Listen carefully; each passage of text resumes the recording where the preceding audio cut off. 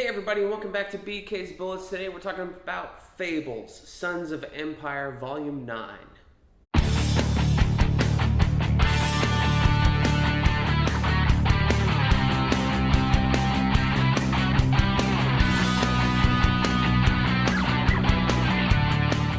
Hey everybody, and welcome back to BK's Bullets. As always, I'm your host, Brent, and today we're talking about more Fables. Yes, we are back on the Fables game. This is Volume 9, Sons of Empire.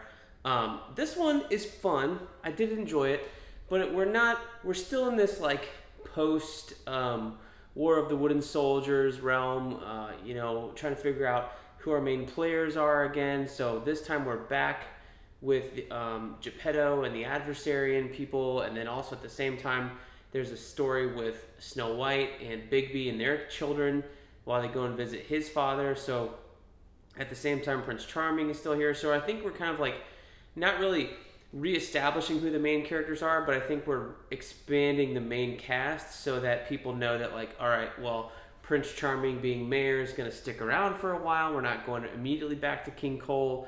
Beast and Beauty are still the deputy mayor and sheriff of Fabletown, while we have Bigby and Snow White over at the farm raising their kids. So we're kind of expanding the main cast and getting to know all the characters as we go along here. Sons of Empire is a little interesting because you have these like vignettes at the end of each story to give a little bit of a glimpse into the Fable world.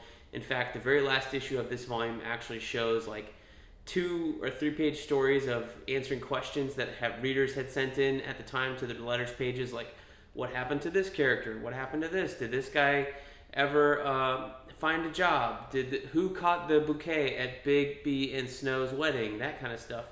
So it's answering some questions that Bill Willingham felt he could answer at the time that wasn't going to spoil future stuff.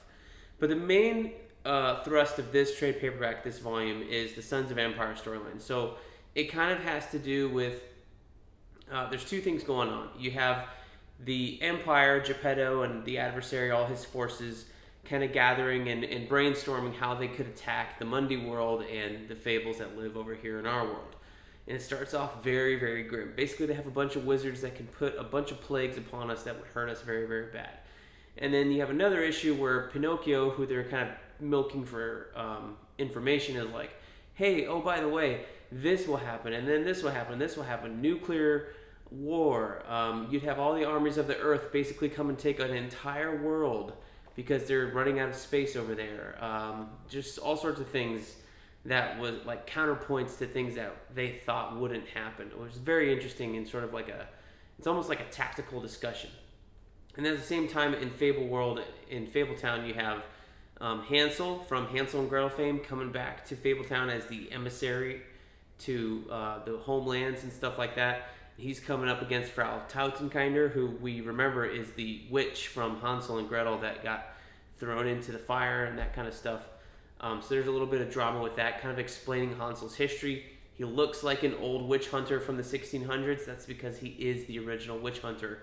Like the whole Salem witch craze or European witch craze, apparently, in this world anyway, came out of Hansel kind of getting so mad he couldn't kill Frau Tautenkinder that he went and started just killing a bunch of people he named as witches out in the Mundy world and stuff like that. So that was a really interesting story. The other one, really fun story here is the story with Santa Claus. It's their Christmas issue. So Santa Claus is a fable, and Bill Willingham's kind of found a sweet little way to explain how Santa does all his stuff at the same time, and doesn't really like do everything one after another. It's fun. It's really cool. The final 2 issues have to do with Bigby, visiting his dad with his kids. Now that they've kind of established a relationship with him, in the meantime, you're discovering that, he's trying to raise his kids not to be humans per se, but to be aware of all their faculties, how to shapeshift, how to run, how to fly, how to hunt, how not to get caught up in the emotionness of it all, that kind of thing. So it's a really cool, interesting thing. And those last 2 issues are illustrated by Mike Allred. So I like Mike Allred. I've seen other people that don't enjoy his style. I think he's a fun, really quirky artist, and I think it really works in this manner, in this storyline. in probably in more independent comics. If you're reading his stuff, if you read Dan Slott's Silver Surfer, you've seen his art. If you've read Ecstatics, you've seen his art. If you read Madman, you've seen his art. It's very quirky, very fun, very stylized. I do enjoy it from time to time, and to see it pop up here for a couple issues was a fun little time for me. But most of the other stuff is taken care of by Mark Buckingham, who's fantastic. Again, we're getting the same things that I loved from the main era of the Fables run, with the little side partitions here, kind of showing you the setting of each storyline where it takes place and all that. So I thought it was fun. It's a neat little aside. You can definitely feel things building to the big war that's coming up here soon. So there's another building trade paperback instead of one that was like a whole storyline on its own. We're building to something still.